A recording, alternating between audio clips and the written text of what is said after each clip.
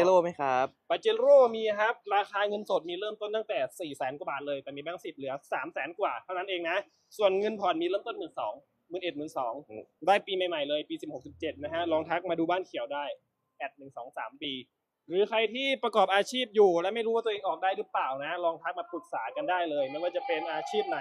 ขอแค่ชัดเจนตรวจสอบได้ไม่ติดเครดิตออกได้ทุกอาชีพแน่นอนนะครับแต่ถ้าใครติดเครดิตนี่บอกเลยว่าไม่ว่าจะเป็นโคตรนายกเป็นแบบโอ้โหเจ้าของมหาเศรษฐีก็ไม่ได้นะเอาตรงๆนะเพราะเราขายรถไม่ขายขำนะครับ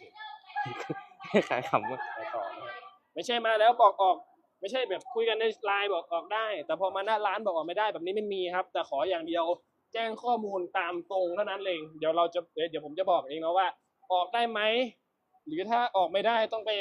ไปทำยังไงถึงจะออกได้นะจะไม่มีแบบบอกเลยว่าแบบคุยมาแล้วแบบมาหน้าร้านออกไม่ได้พี่ยกเว้นพี่แจ้งข้อมูลไม่ครบเนาะอันนี้อาจจะมีผิดพลาดบ้างเนาะเพราะว่าส่วนใหญ่ลูกค้ามา